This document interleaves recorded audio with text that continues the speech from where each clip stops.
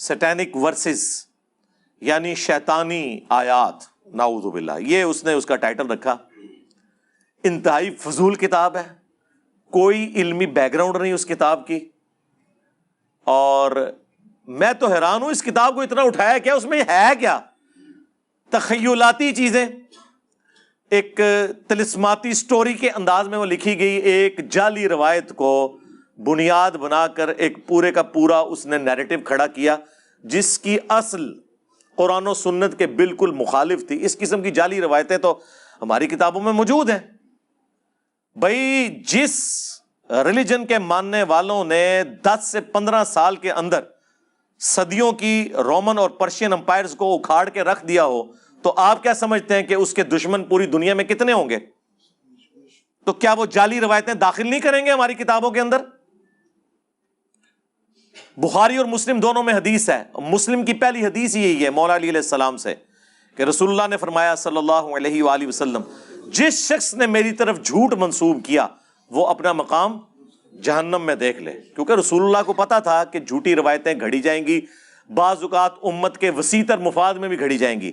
امام مسلم نے صحیح مسلم کے اندر مقدمے میں یہ لکھا ہے، جو مسلم کا پارٹ ہے، پہلی 92 روایتیں مقدمہ ہے، کہ میں نے نیک لوگوں کی زبان کے اوپر فی البدی جھوٹ جاری ہوتے ہوئے دیکھا ہے، وسیع تر مفاد کے اندر دین کے۔ آج بھی آپ دیکھ لیں کتنے واعظین ہیں کہانیاں سٹوریاں سنا رہے ہیں۔ مسلم کے مقدمے کے اندر لکھا ہوا ہے کہ ابن مسعود کہتے ہیں بعض اوقات شیطان انسانی شکل میں آ کے حدیث بیان کر کے چلا جاتا ہے اور لوگ وہ حدیث پھیلانا شروع کر دیتے ہیں۔ جب بعد میں پوچھا جاتا ہے کس نے بیان کی تو وہ کہتے ہیں ادھر ایک بندہ آیا تھا، ایک آواز آئی اور وہ شیطان ہوتا ہے۔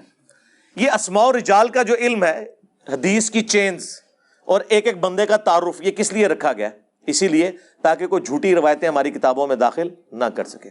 اور یہ اتنا کریٹیکل ایشو ہے کہ امام مسلم نے مقدمے میں لکھا ہے کہ اس پہ اتفاق ہے کہ تابعی کی مرسل کوئی شے نہیں ہے، یعنی اگر کوئی تابعی جس نے نبی صلی اللہ علیہ وآلہ وسلم کو نہیں دیکھا، صحابہ کو دیکھا ہے، صحابہ کی صحبت کی ہے، اگر وہ بھی کوئی روایت بیان کرے اور صحابی کو مینشن نہ کرے، ڈائریکٹ رسول اللہ سے فرمان بیان کر رہا ہے، اس کی روایت مردود ہے،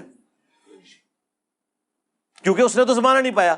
اور یہی اسی قسم کی ایک روایت ہے جس کی بنیاد کے اوپر سٹینک ورسز کتاب لکھی گئی، وہ انشاءاللہ میں بریف کر دوں گا۔ چلے آج تو مجھے موقع ملا، میں بڑے عرصے سے چاہ رہا تھا، لیکن وہ میں اس کو اس لیے ہاتھ نہیں ڈالتا تھا کہ اگر ہم اس طرح کے ٹاپکس پہ بولیں گے، کہیں گے جی دیکھیں جی گڑے مردے اکھاڑ رہے ہیں، یہ ہوں تو ایک مجاہد ملت نے خام خائی گڑا مردہ اکھاڑ دیتا ہے، ٹھیک ہے، وہ قاتلانہ حملہ اس کے اوپر کر کے۔ تو اب چونکہ ایک موقع ملا تو میں آپ کو تھوڑا بہت آئیڈیا ایک مسلمان کو ہونا چاہیے کہ یہ اس نے کام کیا ڈالنے کی کوشش کی ہے اس کتاب کے اندر، اس کو تو ہم پہلے سے ہی کنڈیم کر رہے ہیں اس حوالے سے۔ بیسیکلی سورۃ الحج کی ایک آیت ہے، آیت نمبر 52، اس کے کانٹیکسٹ میں آپ جتنی بھی قرآن کی تفاسیر ہیں وہ اٹھائیں گے تو آپ کو یہ واقعہ مل جائے گا۔ سورۃ الحج کی آیت نمبر 52 میں پہلے آپ کے سامنے بیان کروں گا اور پھر میں آپ سے پوچھوں گا کہ اس میں سے اس طریقے سے رزلٹ نکالنا، جبکہ اس آیت کی تفسیر قرآن کے اندر کئی جگہ پہ موجود ہو۔ کتنا بڑا ظلم ہے کہ آپ کسی ایک جھوٹی روایت، ایک ضعیف روایت، اور ضعیف بھی اس درجے کی کہ اس کی صحابی تک سند ہی نہ جائے، تابعی تک جائے، مرسل روایت، چھوٹا ہوا واسطہ، اس کو ضعیف جمع ضعیف جمع ضعیف کر کے حسن بنانے کی کوشش کر دیں۔ کتنا بڑا ظلم ہے۔ اور یہ اتنا بڑا ظلم ہوا کہ شیخ ناصر الدین البانی، سعودیہ کے جو محدث اعظم بھی رہ چکے ہیں، البانیہ کے تھے بیسیکلی، انہوں نے باقاعدہ اس روایت کے رد کے اوپر پوری کتاب لکھی ہے، حافظ ابن حجر اسقلانی کے خلاف۔ انہوں نے کہہ دیا کہ جی کافی ساری ضعیف روایتیں ملی ہوئی ہیں تو کچھ نہ کچھ تو ہوا ہوگا، ٹھیک ہے۔ حالانکہ البانی خود قائل ہیں کہ 2 3 4 روایتیں مل جائیں نا، اگر جمع کے سیغے میں 3 سے زیادہ، تو ضعیف جمع ضعیف جمع ضعیف حسن لغیری بن جاتی ہے۔ لیکن یہاں ان کو بھی پتا چلا، یہ البانی صاحب نے کتاب ابن حجر اسقلانی کے خلاف نہیں، اپنے خلاف بھی لکھی ہے کہ ضعیف جمع ضعیف کا فارمولہ لگا کے کسی حدیث کو صحیح قرار دینا یہ کتنا نقصان دہ ہے۔ میں نے آج سے آلموسٹ 10 سال پہلے بھی اس روایت کو بیان کیا تھا، مسئلہ 36 کے اندر، ضعیف الاسناد اور من گھڑت احادیث کا فتنہ، کہ اگر ضعیف روایتوں کو مانا جائے تو ایٹ لیسٹ 3 حدیث کی کتابوں میں یہ روایت موجود ہے لیکن سند اس کی متصل نہیں ہے. تو اب 3 ضعیف روایتیں مل کے اور 8-9 اس کے مزید طرق ملتے ہیں، تو ہم اسے ضعیف جمع ضعیف جمع ضعیف جمع ضعیف کر کے حسن بنا دیں گے؟ نہیں، ضعیف جمع ضعیف جمع ضعیف پکی ضعیف. یہ شیطان نے پھیلائی ہے اس قسم کی باتیں. تو باقاعدہ شیخ ناصر الالبانی نے پورا ایک کتابچہ لکھا اس کو رد کرنے کے لیے، لیکن اس کے اگینسٹ حافظ ابن کثیر جو ہیں وہ آپ دیکھیں ماشاء اللہ تعالیٰ، انہوں نے تفسیر ابن کثیر میں سورۃ الحج کی آیت نمبر 52 کے کانٹیکسٹ میں پورا رد کیا ہے کہ یہ بالکل بکواسیات ہیں سارے واقعات. ایک ایک سند کے اوپر انہوں نے بحث کی، انہوں نے کہا یہ سندیں تو متصل ہی کوئی نہیں ہے، خام خواہ آپ اس کے اوپر بات کر رہے ہیں.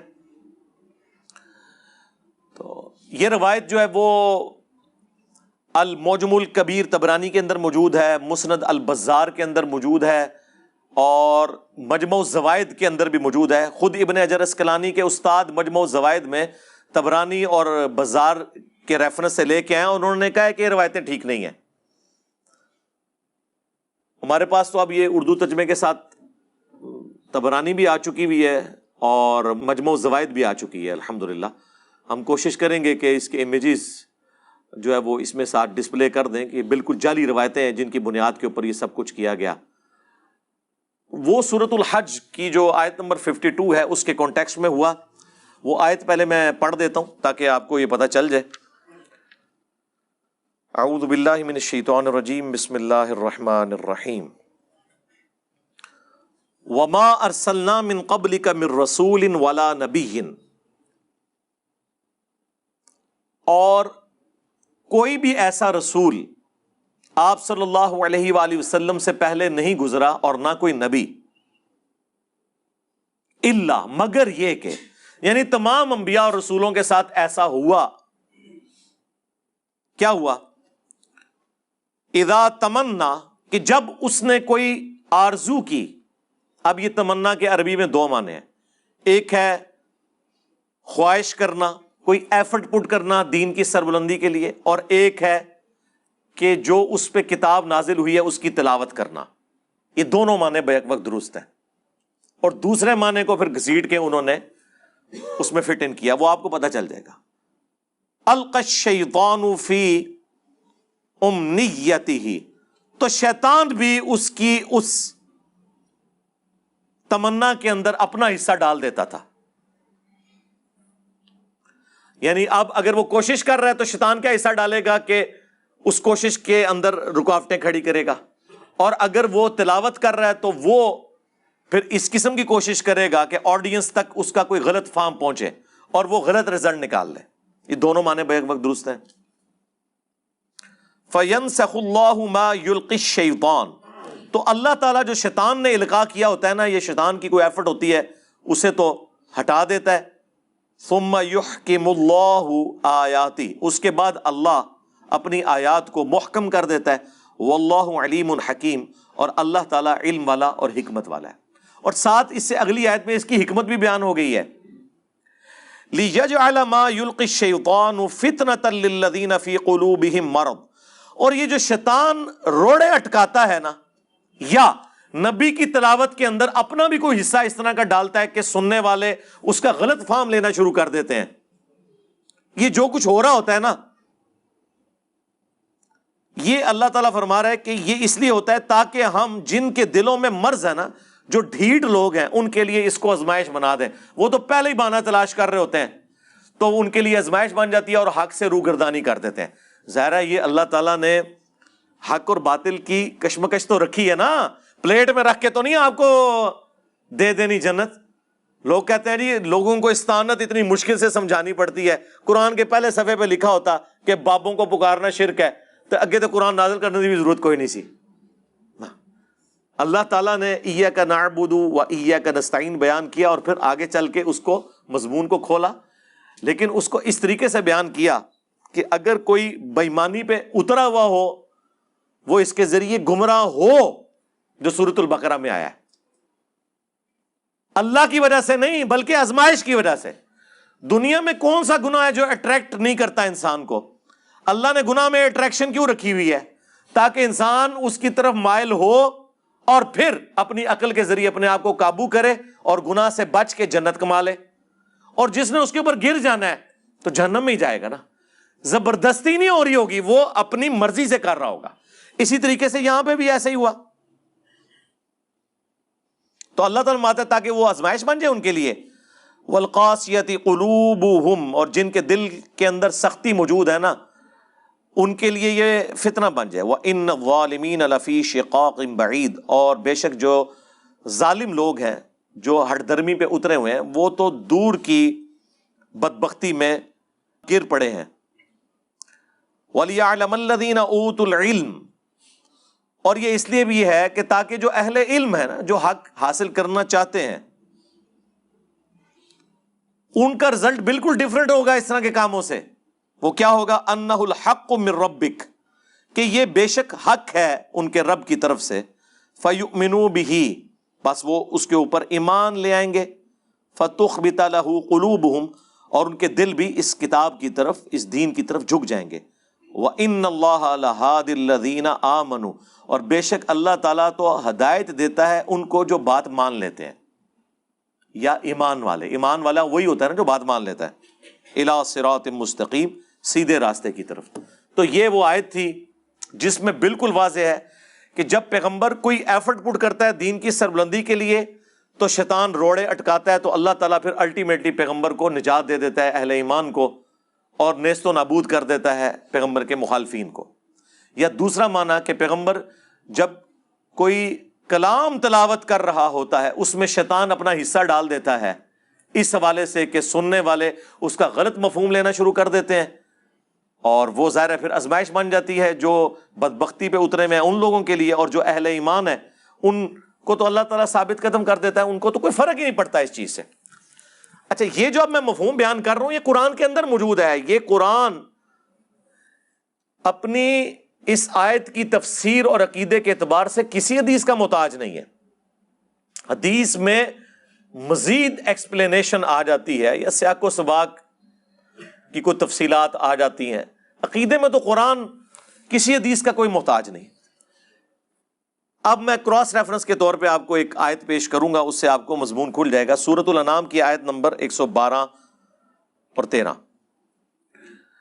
یہ وہی آیت ہے وہ جو المحنت کے شروع میں انہوں نے لکھی ہے نا، شیطانی لشکر ہم پہ حملہ آور ہوا جس طرح کہ انبیاء پہ ہوتا تھا۔ آئیے یاد آیت، اے وہ آیت ہے۔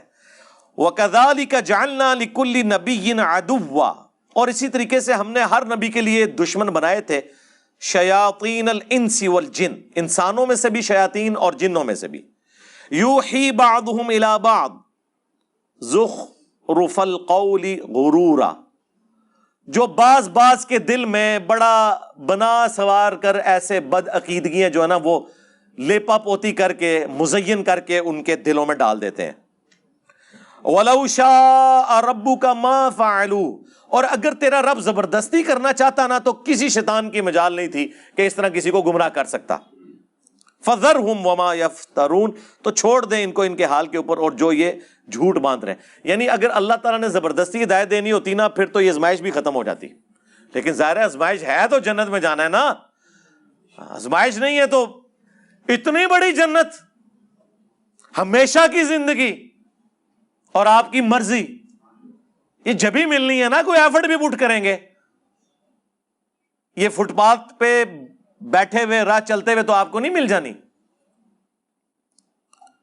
تو یہ اللہ تعالیٰ نے فرمایا وَلِتَصْغَىٰ إِلَيْهِ أَفْئِدَةُ الَّذِينَ لَا يُؤْمِنُونَ بِالْآخِرَةِ، اور یہ اس لیے کہ تاکہ جن لوگوں کا آخرت کے اوپر ایمان نہیں ہے نا ان کے دل جو ہے نا اسی کی طرف، گمراہی کی طرف مائل ہو جائیں۔ وَلِيَرْضَوْهُ وَلِيَقْتَرِفُوا مَا هُمْ مُقْتَرِفُونَ، اور وہ پھر اسی کے اوپر راضی ہو جائیں۔ یعنی جو لوگ گمراہی کے اوپر اترے ہوئے نا ان کے لیے تو ایک سمجھ لیں یہ ایندھن کا کام کریں گی اس طرح کی چیزیں، اور وہ اس میں سے غلط رزلٹ نکالیں گے اور وہ پھر اسی راستے کے اندر بیٹھ جائیں گے۔ اب یہ بالکل واضح ہے۔ اسی طریقے سے سورہ الفرقان کے اندر بھی آیت نمبر 32 میں بھی ہے، وقال الذین کفروا لولا نزل علیہ القرآن جملۃ واحدہ، اور کافر یہ اعتراض کرتے ہیں کہ یہ قرآن اکٹھا کیوں نہیں نازل ہو گیا؟ یہ کیا ہے جی، اتنے سالوں سے نازل ہو رہا ہے، کوئی اللہ تعالیٰ بیٹھ کے کوئی پلان کرتا رہتا ہے یا یہ نبی خود بیٹھ کے گھڑتا رہتا ہے؟ نعوذ باللہ۔ آپ دیکھیں نا، قرآن کا آہستہ آہستہ نازل ہونا، ایک پوائنٹ تو ان کے ہاتھ لگ گیا نا کہ سوچ سوچ کے لکھتا ہے، نعوذ باللہ۔ تو اللہ تعالیٰ نے اس کا جواب دیا کہ ایسا کیوں ہے؟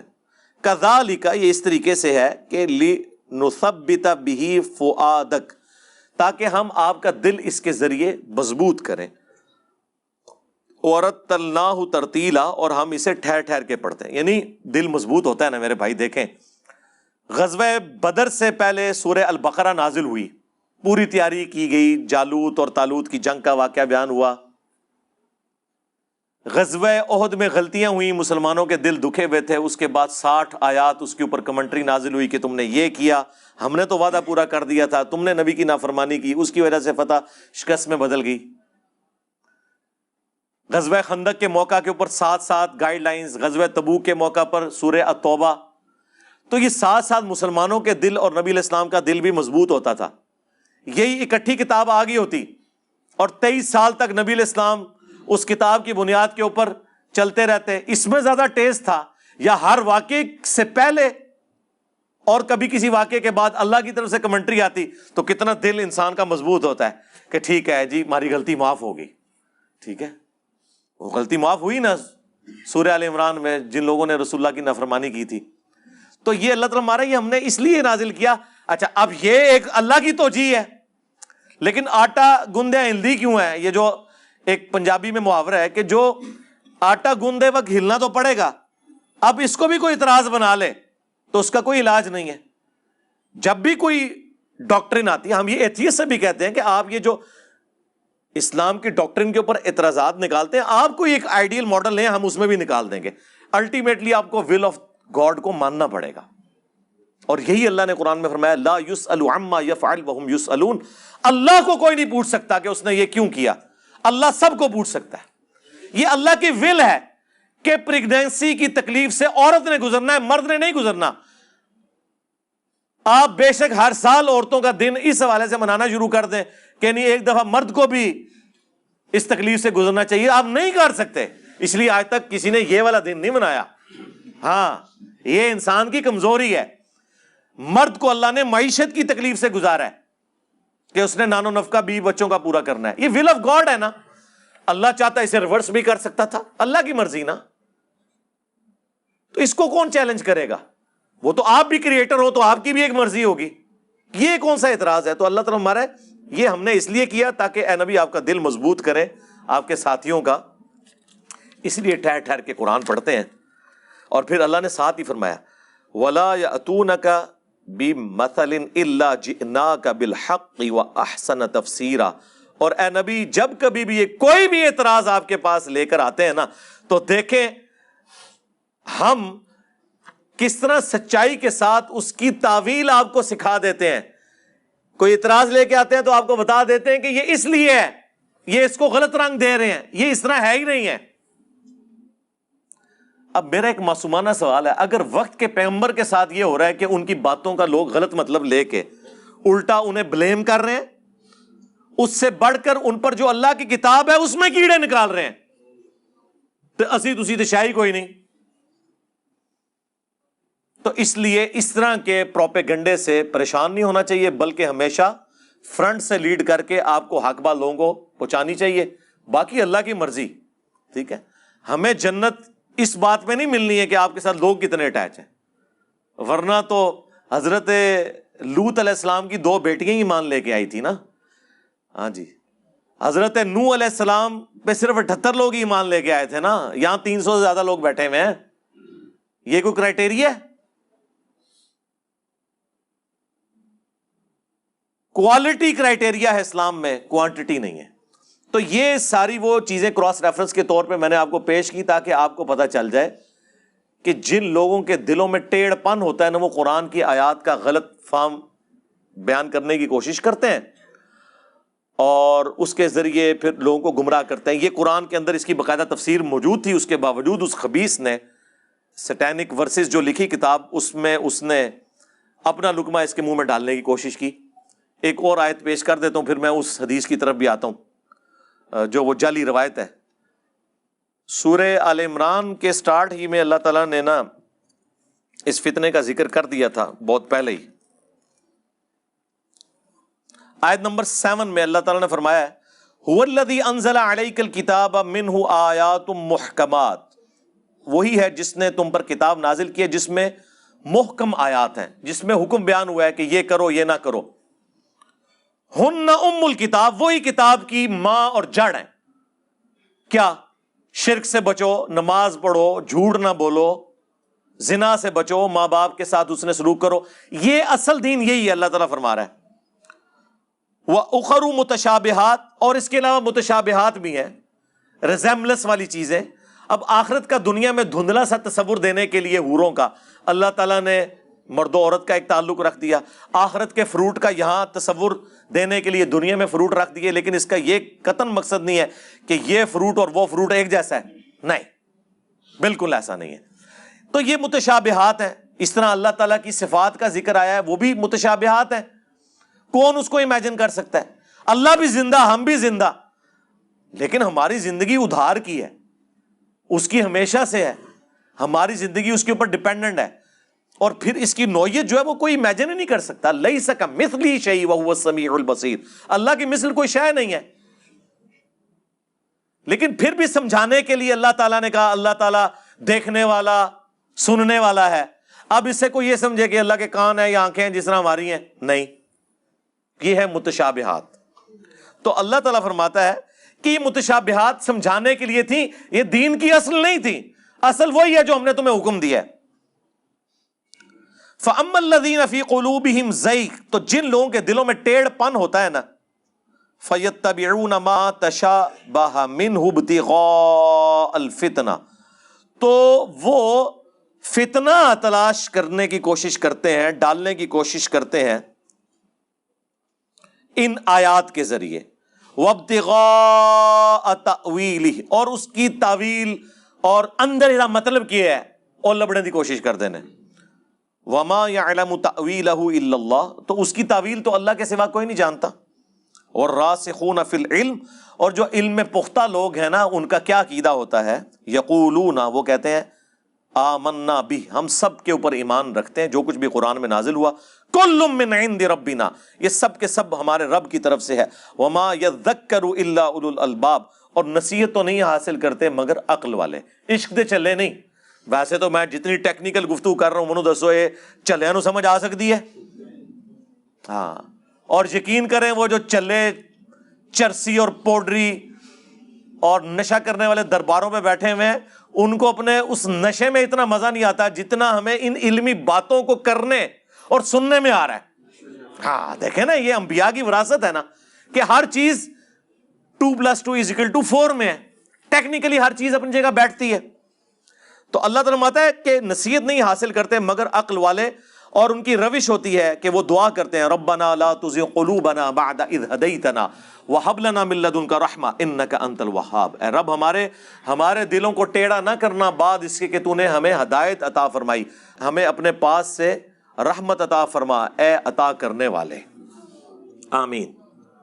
تو اسی کانٹیکسٹ میں بخاری مسلم میں حدیث ہے، اللہ کے محبوب صلی اللہ علیہ وآلہ وسلم نے فرمایا جب کبھی بھی تم دیکھو کہ لوگ متشابہ آیات کی تفسیر بیان کرنے کی کوشش کر رہے ہیں، جیسے حروف مقطعات بھی ہیں، اس میں بھی تب آزمائی کر رہے ہوتے ہیں اور چیزوں کے اوپر بھی، تو سمجھ لو یہ وہی لوگ ہیں جن کے بارے میں قرآن میں اللہ نے کہا ہے کہ ان کے دل ٹیڑھے ہو چکے ہیں. یہی ٹیڑھے دل والے لوگ، انہی میں سے پھر اس طرح کے جاہل لوگ پیدا ہوتے ہیں، سلمان رشدی جیسے لوگ جو پھر اس قسم کی چیزیں لے کے آتے ہیں. اب قرآن اپنے مقدمے میں بالکل واضح ہے، اتنا واضح ہے. قرآن حکیم میں سورۃ الحجر کے اندر، سورہ بنی اسرائیل کے اندر، باقی سورتوں کے اندر اللہ تعالیٰ نے جگہ جگہ فرمایا کہ جو اللہ کے مخلص بندے ہیں نا، چنے ہوئے، ان کے اوپر شیطان کا کوئی اثر نہیں ہوتا. یعنی انبیاء کرام پھر وہ ایک سورہ حج کی آیت لے کے ایک پورا ہنگامہ کھڑا کر کے ایک طلسماتی قسم کا ناول، ایک تخیلاتی چیزیں لکھ دینا، تو جرم کے اوپر مبنی ہے. اللہ تعالیٰ کی اسپیشل پروٹیکشن ہے. سورہ بنی اسرائیل میں اللہ تعالیٰ نے فرمایا کہ اے نبی علیہ السلام، ظاہر ہے نبی علیہ السلام ایک شریف النفس انسان تھے، قریب تھا کہ آپ بھی کافروں کی طرف تھوڑا بہت مائل ہو جاتے اپنی اس شرافت کی وجہ سے. ہوئے نہیں ہیں، ہو جاتے تو یہ آپ کو اپنا دوست بنا لیتے اگر ہم آپ کو نہ تھام لیتے. اور اگر بفرض محال ایسا ہوتا تو ہم آپ کو دنیا کی زندگی میں بھی دگنا عذاب دیتے اور آخرت میں بھی آپ کو اللہ کے عذاب سے بچانے والا کوئی نہ ہوتا. ہاں، یہ سب سے سخت ترین آیت ہے قرآن کی سورہ بنی اسرائیل میں. اسی طریقے سے سورۃ الحاقہ میں آیا کہ اگر یہ نبی ہماری طرف کوئی ایسی بات منسوب کر دیں جو ہم نے ان کی طرف وحی نہیں کی، ہم ان کا دانا ہاتھ پکڑ کے ان کی رگیں جاں کاٹ دیں.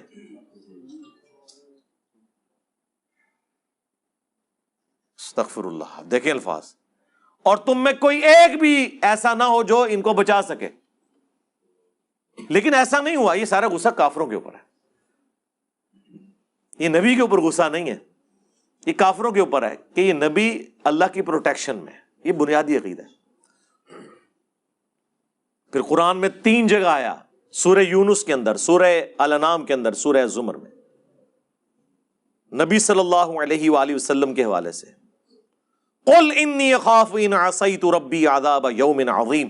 اے نبی تم فرما دو کہ میں تو خود اس بات سے ڈرتا ہوں کہ اگر میں نے بھی اپنے رب کی نافرمانی کی تو بڑے دن کا عذاب مجھے بھی آ پکڑے گا. آج یہ آیات بیان کرنا گستاخی ہے، حالانکہ یہ آیات ہمارے پاس ثبوت ہے کہ یہ کتاب رسول اللہ نے نہیں لکھی. کوئی شخص جو کتاب لکھتا ہے وہ اپنے بارے میں اتنی سخت باتیں تو نہیں لکھتا نا. ہاں، یہ اللہ کی طرف سے نازل ہوئی ہے. یہ آیات ہمارے پاس ثبوت ہیں جن کے بیان کرنے میں گستاخی کے فتوے لگ جاتے ہیں. اور بھی کافی ساری آیات ہیں لیکن وہ ٹاپک پھر بدل جائے گا. تو یہ پورا ایک قرآن کا مقدمہ ہے کہ انبیاء اللہ کی پروٹیکشن میں ہوتے ہیں. اب آ جائیں اس واقعے کی طرف. وہ کہتے ہیں جی کہ یہ سورہ الحج میں جو ذکر ہے نا، اس کی پریکٹیکل اپلیکیشن ہوئی کہ سورۃ النجم کی آیات اللہ کے نبی علیہ السلام تلاوت کر رہے تھے پارہ نمبر 27 کے اندر. یہ حدیث المعجم الکبیر طبرانی میں بھی موجود ہے منقطع سند کے ساتھ، مسند البزار میں بھی ہے اور مجمع الزوائد کے اندر بھی ہے. اور مجمع الزوائد بڑی نعمت ہے، اردو میں آ چکی ہے. اس میں طبرانی اور حاکم اور باقی کتابوں کی جو اس قسم کی احادیث تھی ان کے اوپر تحکیم لگی ہوئی ہے. امام ہیثمی ابن حجر اسقلانی کے استاد نے اس کو باقاعدہ نقل کر کے کنڈیم کیا ہے. اور میں نے بتایا شیخ البانی نے پورا ایک رسالہ لکھا ہے ابن حجر اسقلانی کے خلاف. انہوں نے کہا کہ اتنی ضعیف روایتیں ہیں تو کچھ نہ کچھ تو ہوئے گا. ٹھیک ہے، اس کے رد میں شیخ البانی نے پھر پوری کتاب لکھی. اور حافظ ابن کثیر نے ماشاء اللہ تعالیٰ تفسیر ابن کثیر میں سورۃ الحج کی آیت نمبر 52 کے کانٹیکسٹ میں باقاعدہ ان سارے واقعات کو جعلی قرار دیا. اور وہ واقعات سورۃ النجم کے ساتھ یہ جوڑتے ہیں پارہ نمبر 27 کے اندر کہ جی نبی علیہ السلام سورۃ النجم کی تلاوت کر رہے تھے اور جب ان آیات کے اوپر پہنچے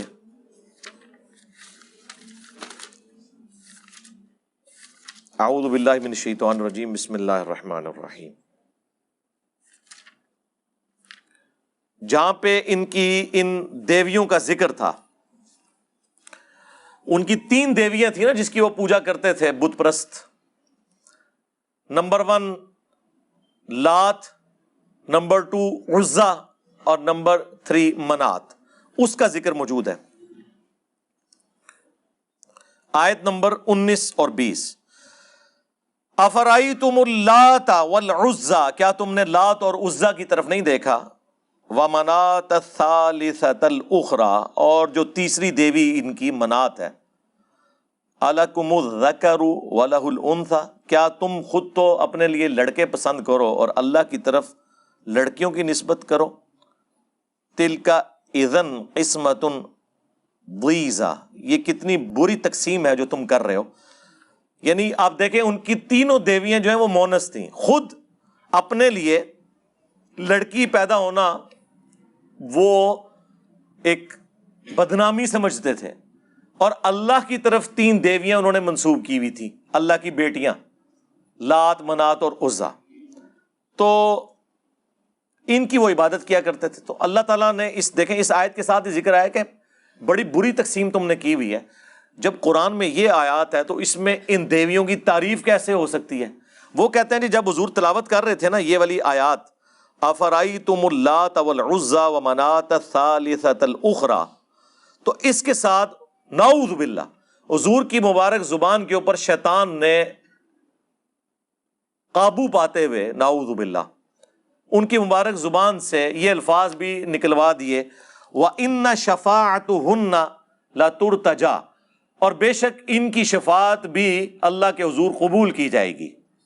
تو اس کی وجہ سے کافر بھی بڑے امپریس ہوئے اور وہ کہتے ہیں دیکھیں اتنا حصہ تو بخاری مسلم میں موجود ہے کہ جب سورۃ النجم کی تلاوت نبی علیہ السلام نے کی تو تمام جن انس اور کافر بھی اور مسلمان بھی سجدے میں گر پڑے. وہ تو سر اس کلام سے متاثر ہوئے تھے اور ان آیات کے اوپر سجدے میں نہیں گرے تھے، وہ تو آخری آیات ہیں. وہ کہتے ہیں جی وہ کافروں نے سجدہ اسی لیے کیا تھا کہ ان کی دیویوں کی تعریف اس میں بیان ہوئی تھی. اب دیکھیں کیسے کہانی میں رنگ بھرے. بخاری مسلم میں تو یہ الفاظ نہیں ہے، صرف یہ ذکر ہے کہ سجدے میں گر پڑے. وہ کہتے ہیں نہیں، وہ جو طبرانی کی روایت ہے اور مسند البزار میں ہے، مجموع الزوائد میں بھی لے کے آئے ہیں، اس کے اندر تو موجود ہے کہ وہ کافروں نے سجدہ اس لیے کیا کہ تعریف نبی علیہ السلام نے کر دی ان دیویوں کی، تو وہ بڑے امپریس ہوئے، اس وجہ سے وہ سجدے میں گر پڑے اور انہوں نے کہا آج تو محمد نے ہمارا مقدمہ بھی مان لیا ہے، کچھ دو کچھ لو، ٹھیک ہے اب ہم مل جل کے اپنے معاملات کو لے کے چلیں گے. نعوذ باللہ من ذالک.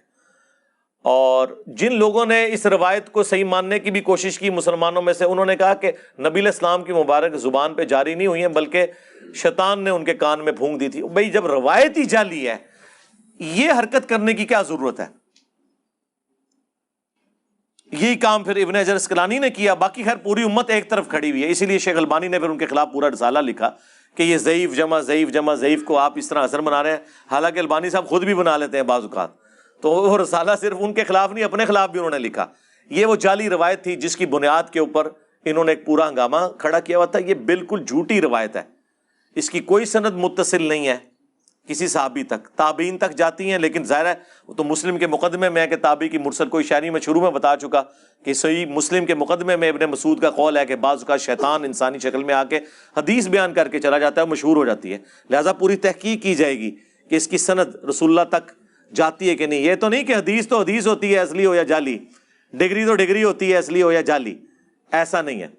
تو بہرحال یہ میں نے پورا مقدمہ آپ کے سامنے رکھ دیا اس کتاب کے حوالے سے تاکہ آپ کو پتہ چل جائے کہ یہ جو تماشا ان لوگوں نے کھڑا کیا ہے، اس کتاب کو اتنی ہائپ اس میں کریٹ کی ہوئی ہے، اس کتاب میں شائع کوئی نہیں ہے کہ جسے اتنی امپورٹنس دی جائے، سوائے یہ کہ آپ یہ کہہ سکتے ہیں کہ گستاخی یا کچھ ایسے الفاظ استعمال ہو گئے. ٹیکنیکلی تو وہ پور کتاب ہے. ٹیکنیکلی جو اسلام اور پیغمبر اسلام کے اوپر جو اعتراضات آج کے ایتھیسٹ کر رہے ہیں وہ بہت زیادہ ساؤنڈ ہے ایز کمپیئر ٹو اس کتاب کے. اس کے مقابلے پہ قرآن و سورت کے مقابلے پہ تو دونوں ہی جعلی باتیں کر رہے ہیں، لیکن اس کو اتنی ہائپ کریٹ کی ہے اور اس مردود کو انہوں نے زندہ رکھے ہوئے ابھی تک. اور دفع کریں اسے، مرے اپنی آرام موت، یا اتنے مضبوط ہوں کہ ہم اسے پھر پکڑ کے تو اپنی عدالتوں میں مقدمہ چلا کے تو فساد فی الارض کے تحت اسے سولی لٹکائیں.